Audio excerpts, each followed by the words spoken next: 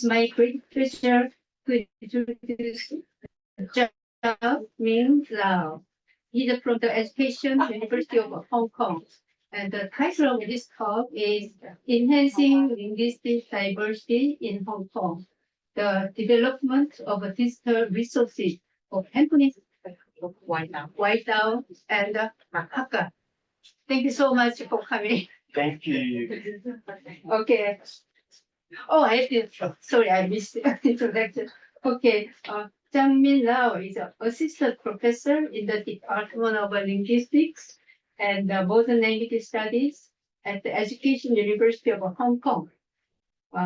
He has launched several language resource projects, including the dictionary project, words.hk Hong Kong, I guess, the 한방나 story project story format. How do you pronounce it? Okay. Type doc. Phonemic keyboard offering translation prompt for learners. He's also actively involved in resource construction and the promotional efforts of Waitau and Hakka, both endangered indigenous varieties spoken in Hong Kong. Recent projects include a story compilation accompanied by language learning materials and a text-to-speech engine under development. He is the Vice President of the Linguistic Society of Hong Kong and the Association for Conversation of Hong Kong Indigenous Languages. Thanks so much for coming. Thank you. Hey, thanks for having me and thanks for the introduction. Today I want to talk about 3 languages in Hong Kong. Most of the time when we mention Hong Kong, like Cantonese comes to the discussion, and I want to show you something about less discussed varieties in Hong Kong as well. They are Waitau and Hakka. The screen. Okay. So 3 varieties. So Cantonese, I guess most people know, Cantonese is one of the major languages in Hong Kong. It's a de facto lingua franca of Hong Kong. If you go to Hong Kong and the first language in all announcements, that's Cantonese. We have great intergenerational transmission. So that is why when I put it down, it's like this is the least relevant language to this symposium because it's the least marginalized variety on the list. But still, it is marginalized in some sense, and I want to show you what we are trying to do at this very, very early stage. And then the 2 other varieties are Waitau and Hakka. Both of them are severely endangered. We still have a good number of informants, fluent speakers, but they are definitely not teaching their children or their grandchildren how to speak the language. Waitau is a Yu variety. So the Waitau and Cantonese fall under the same branch of the Yue branch of Sinitic, and Hakka is a separate branch. So Waitau speakers can learn Cantonese quite easily, but Hakka speakers may need some time, and Cantonese speakers can understand Waitau partially, I'd say 60%, and Cantonese speakers cannot understand any Hakka without prior exposure. So I used the LEI. Sorry, I didn't translate everything into English. I just wanted to say that there are many other varieties spoken in Hong Kong.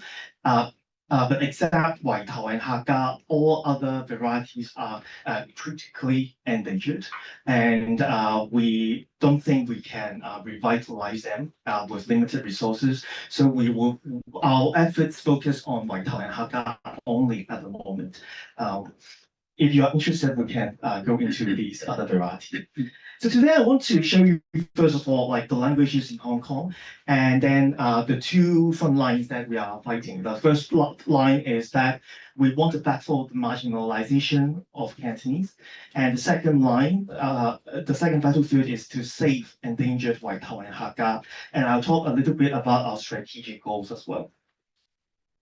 So first of all, a brief introduction about Hong Kong languages. Because this is Hong Kong and from Google Map, and I added Wikipedia map CP 3.0 to respond to Jennifer's earlier talk, of year varieties. And sorry for the colors, but if you see that there's a bright pink portion of the map, this bright pink portion is the Cantonese branch of the Yue branch. It's very difficult to name them now. So basically there are multiple languages under Yue or Yu, and then Cantonese is one of the branch. But you see that they are all colored pink, and actually in part of Hong Kong is not this branch, it's a different branch. And this is Hong Kong, and you can see that Hong Kong borders like Cantonese and non-Cantonese speaking regions. To the east of this region is the Hakka speaking region. So actually Hong Kong is in the middle of this Yue and Hakka boundary. And there are many Hakka speaking villages in Hong Kong. This is the population census from 2021. Again, sorry for the size. I mentioned that Cantonese is a very early stage marginalized variety. You can see that in the year 2021, 88.2% of the population speaks Cantonese as their usual language. That means these people most of the time speak Cantonese, and they may speak other languages, but only a secondary or additional language. The percentage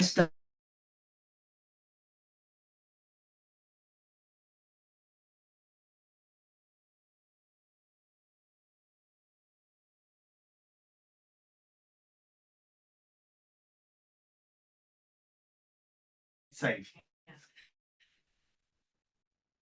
Then why do we say Cantonese is marginalized then, like given that most of the people here speak it? I want you to look at these two numbers. So first number is the speakers of Putonghua. It was 1.4% 10 years ago, and now it's 2.3%. That means like speakers of Putonghua doubled. I mean, Putonghua as their usual language. And you can also see the number for other Chinese dialects.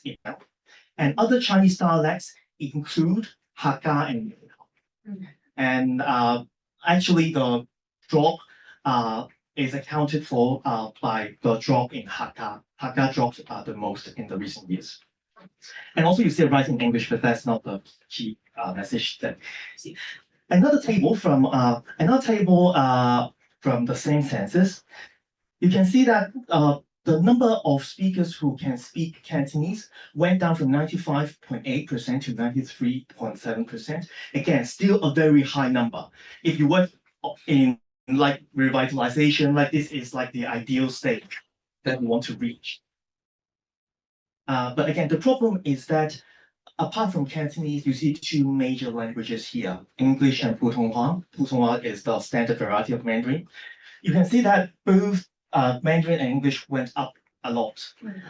And this is alarming because English and Putonghua speakers have just passed 50%. And many of these speakers are like originally monolingual Cantonese speakers, or their families were traditionally monolingual Cantonese families. If you compare this with the census 60 years ago, 1961, you can see that actually the percentage of Cantonese went up a little bit by comparing to 60 years ago. So Cantonese is doing well, but I will show you why it is problematic now. First of all, on the bright side, the government has this biliteracy and trilingualism policy. Biliteracy means that everyone should be proficient in written Chinese and English. And written Chinese is like as a written language. And in terms of spoken language, we use the word language here, which is interesting. We want all students to be trilingual in Cantonese, Putonghua, and spoken English. So Cantonese is part of the language education policy, which is fine, which is nice, and which is where we get most of the fundings from. Scholar, which is a semi-governmental body, funds Cantonese education projects. So this is a bright side. And if you look at the population, if we divide the population by ethnicity, you will see that the drop is actually not just about people shifting to 普通话. It's not that. It's not like that. It's more about non-Cantonese speaking groups shifting to other languages. You can see that there's a clear drop among South Asian residents. Back 10 years ago, or a slightly less than half of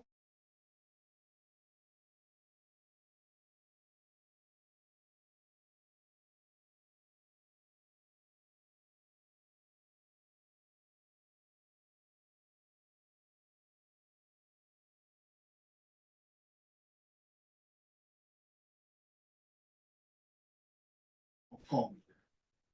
Why are we failing them? Like they attend schools in Hong Kong, and why don't they speak the local lingua franca?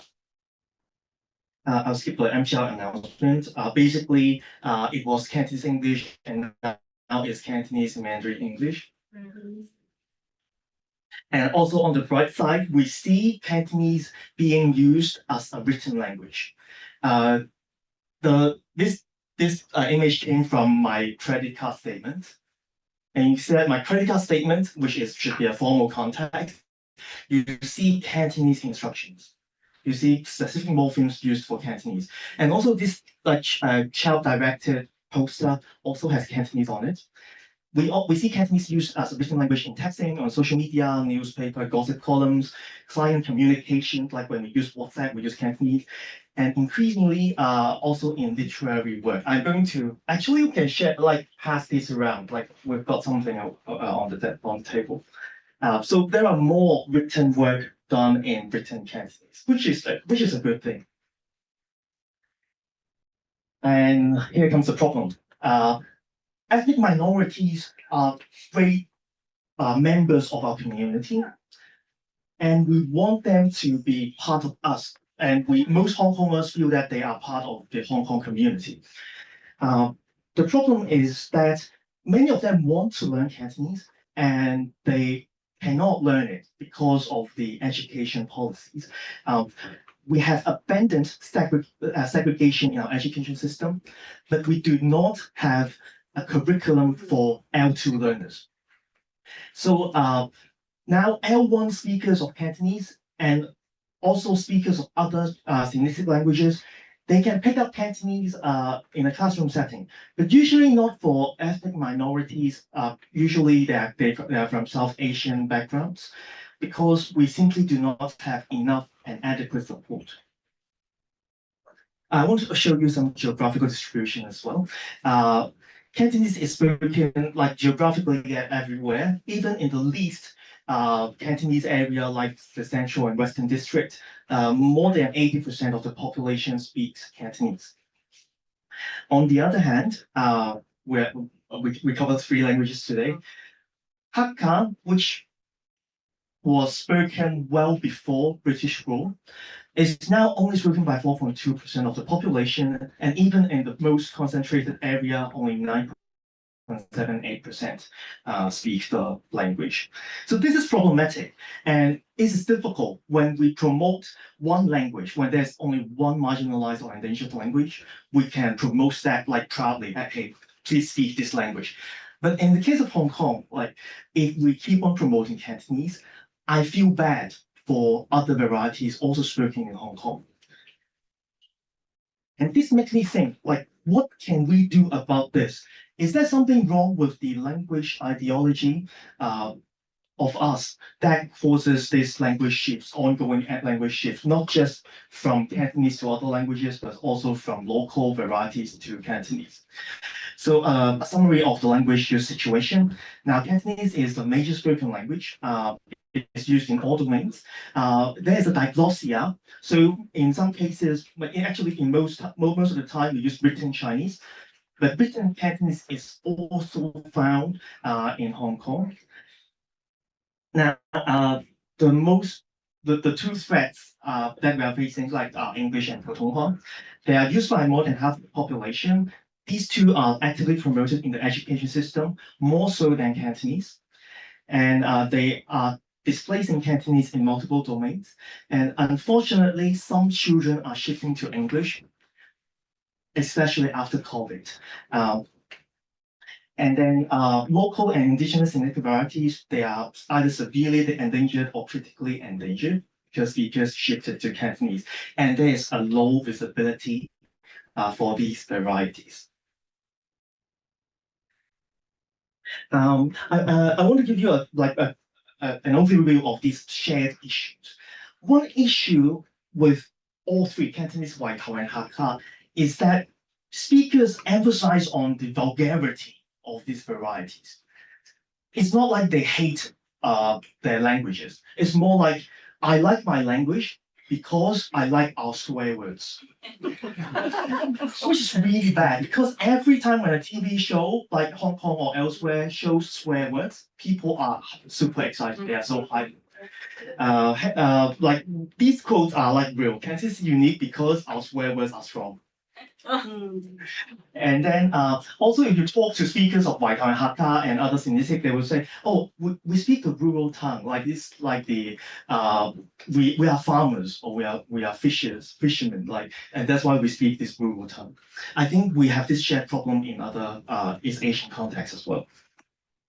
And the second problem is that we take pride in being different, exotic.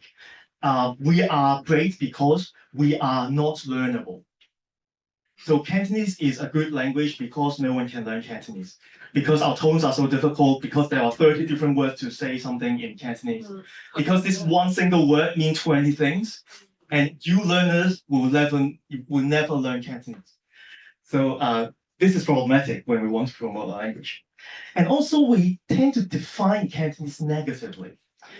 When we are asked, like, what is Cantonese? And people would say, oh, it's very much like Mandarin, but you take away these words. You take away these like bad or uncivilized or like northern or rural words and you get Cantonese. Like we define ourselves negatively.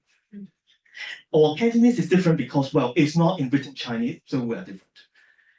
I think this is not just Cantonese, it applies to many other linguistic varieties. We want a way to tackle these shared issues.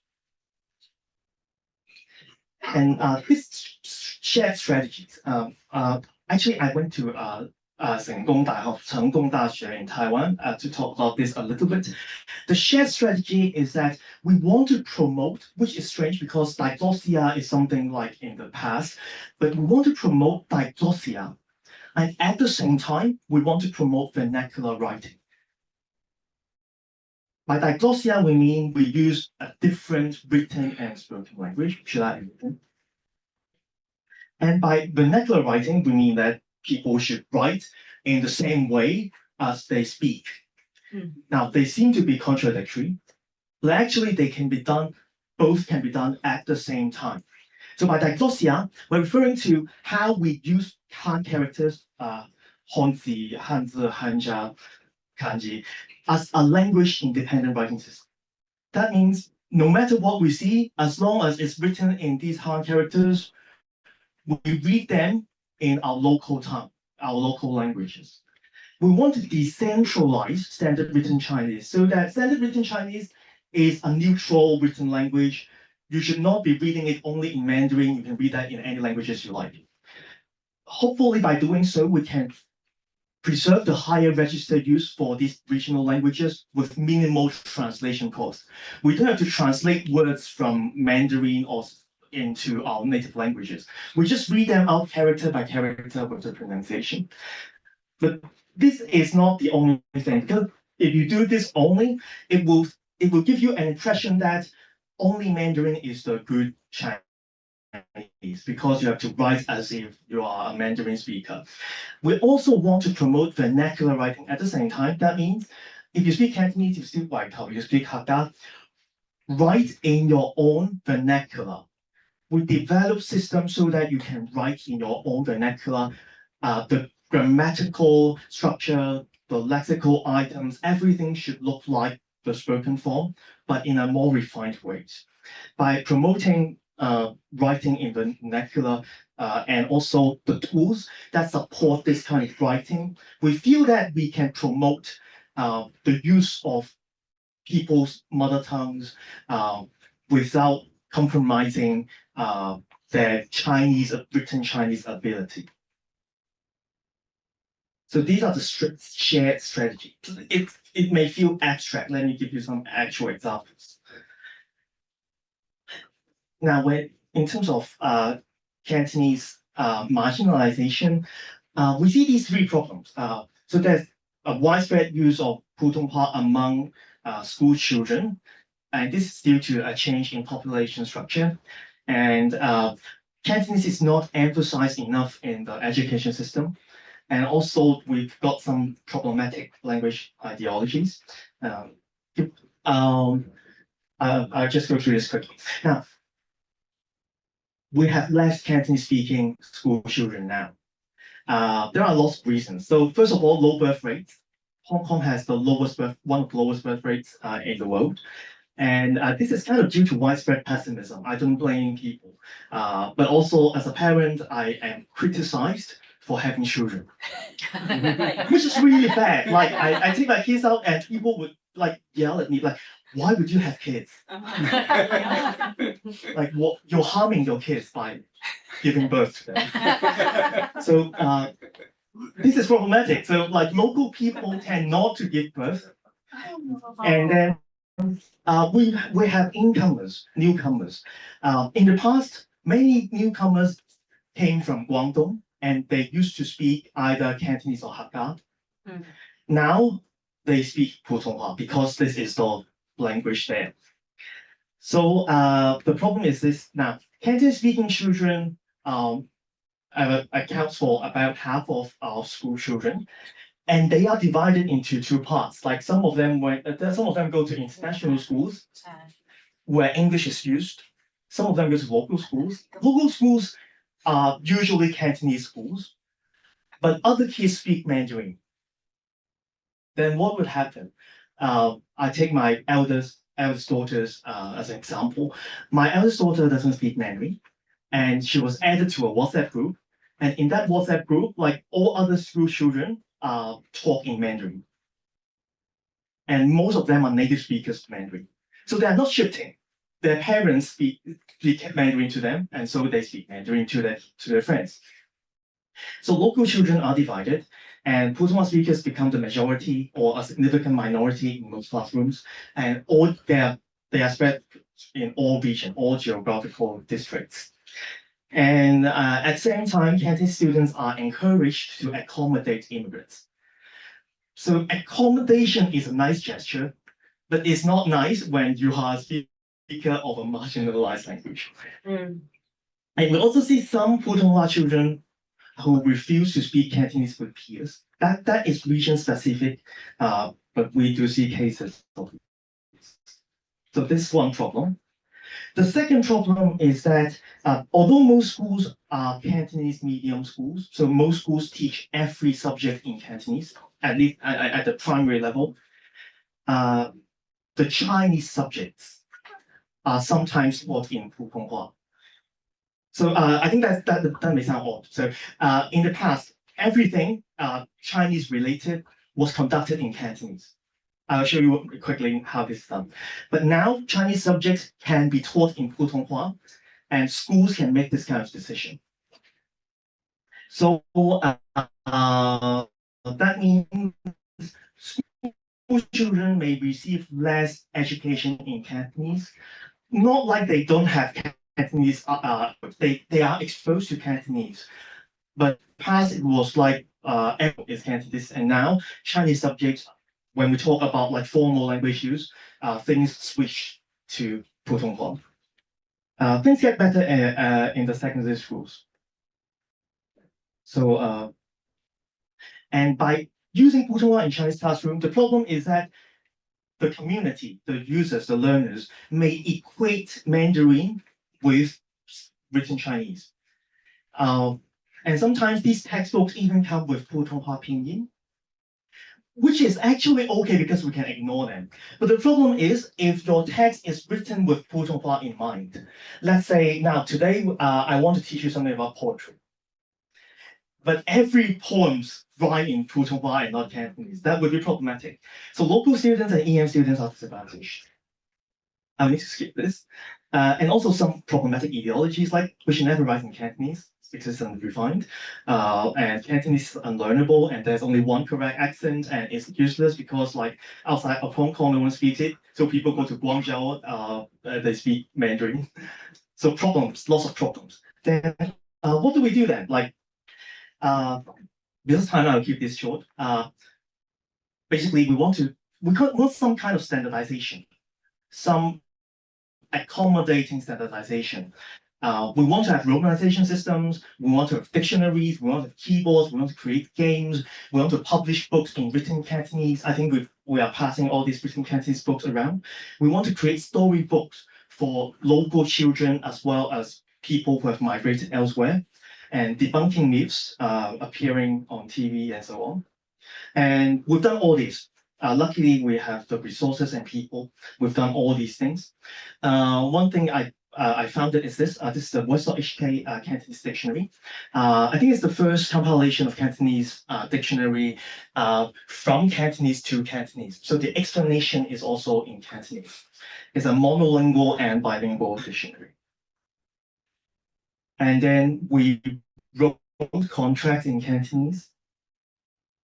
We created a game. This is like the word drops and then you have to type the word in the romanization.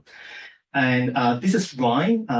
We've got another team member here. So Rhyme is a keyboard, an input method engine that turns these spelling Cantonese romanization into characters so that we can write in Cantonese more easily.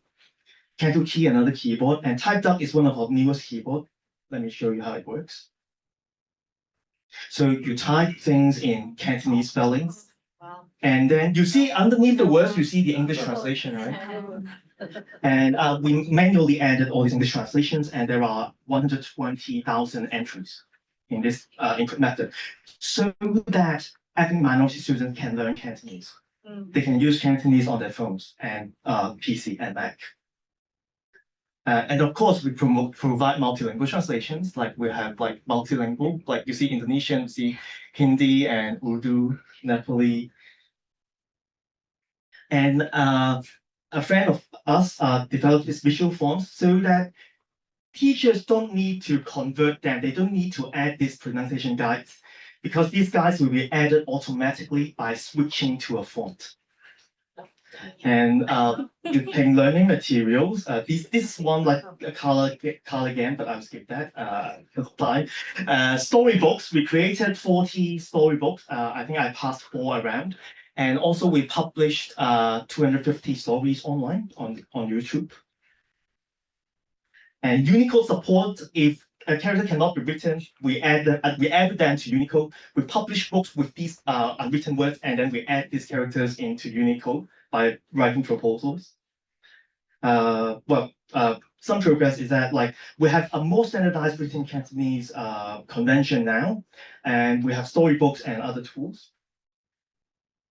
I need to go to Waitau, so I just okay. Now, then we've done a lot for Cantonese. How about the indigenous languages? Waitau used to be spoken like on the western side of Hong Kong, and then Hakka used to be spoken on the eastern side of Hong Kong. The current status is that most of them shifted to urban Cantonese. They are like highly endangered. Like this is the like EGIS scale. You can see that well, they are either like 7 or 8A or 8B, really endangered. So one challenge is that they are under-researched, like Waitau used to be thought of as one variety, and now like recently, in the past 2 years, I spoke to people from different villages. I found that like there could be multiple varieties even across the street. Like there were like 2 villages like across the street, and they speak different dialects. So the problem would be that well, they know that their languages are going away, but they have some strong views against the promotion sometimes because like they want to keep it as a vulgar language, or they think that the preservation should only be about their tradition you should not modernize the language by promoting like Romanization. But still, like many other speakers agree. So I try to like things. I try to make sure that the community is not pissed off. So these dictionaries are involved, have involved native speakers as well as researchers who speak natively these languages, including Liu Jinfan from Hong Kong. We created these dictionaries and TTS, text-to-speech engine. And also we made some story compilation, like with Revitalization on top for some stories. And Professor Liu also created a channel. So we try to like create more of these things, and we try to make more public promotion for these indigenous languages, and hopefully more people will know about it. So that when we talk about Hong Kong, hey, it's not just Cantonese. Cantonese is great, and there are also other synthetic varieties.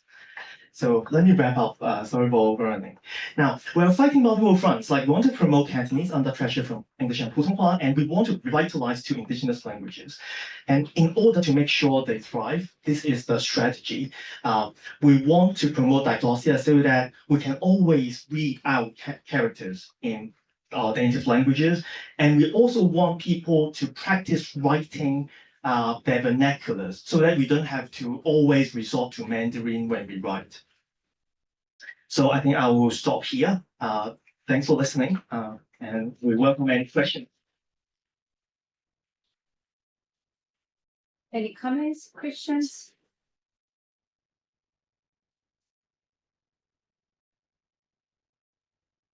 Oh, Helen. Thank you so much for your presentation. I think you briefly talked about language ideologies. I think that might play a crucial role for you to consolidate Cantonese, Waitau, and Hakka as like three varieties or maintain their status in Hong Kong. One of which you mentioned that they were being negatively defined. Most of the definitions that you gave, like associated with like they are vulgar in their expressions. I think it's our job as scholars that how we promote and define our own languages. And I would like to see some statistic when it comes to the medium of instructions, like how many schools, public schools, are using Mandarin as a medium of instruction. Because you see the use of Cantonese is declining steadily. So I can see that in the future, like there will be more people speaking Mandarin instead of Cantonese, Waitau, or Hakka. Do you have a statistic to show us, like how many schools are using Mandarin as a medium of instruction now? Okay, this is highly sensitive because schools don't want to tell you. But that's normal because they want to get funding from the government saying that I'm promoting Putonghua. At the same time, it's not practical. So they will receive this funding and then they will switch back to Cantonese all the time. So they won't tell you the exact number. But a rough estimate is that 70% of Hong Kong primary schools are receiving funding from the government. But as far as I know, only half of the students are receiving partial Mandarin instruction in Chinese classes. So it's still not too bad. Partial, by partial, I mean like they will be instructed in a mixture of Cantonese and Putonghua instead of only Putonghua. This is the follow-up question I would like to ask. Whether, because I know that you have been doing a lot for Cantonese, so do you receive any government funding to help popularize the use of vernacular writing? Interesting. Now, to be honest, I don't actively promote vernacular writing because this is like the job of the activist groups. And I do use vernacular writing in L2 Cantonese instructions so that school children from ethnic minority background can learn Cantonese and Chinese at the same time. But it's not we do not foreground written Cantonese or vernacular writing. Instead, it's like a practical means to achieve better Chinese proficiency. And government funding, I want to show the typed up thing. Yeah. This project receives government funding. This project is I think the largest grant I've ever secured. And we managed to hire about 60 student helpers and 3 full-time staff to promote this input method. So yeah, we're grateful that the government actually still supports Cantonese. Just that, like, we can do more.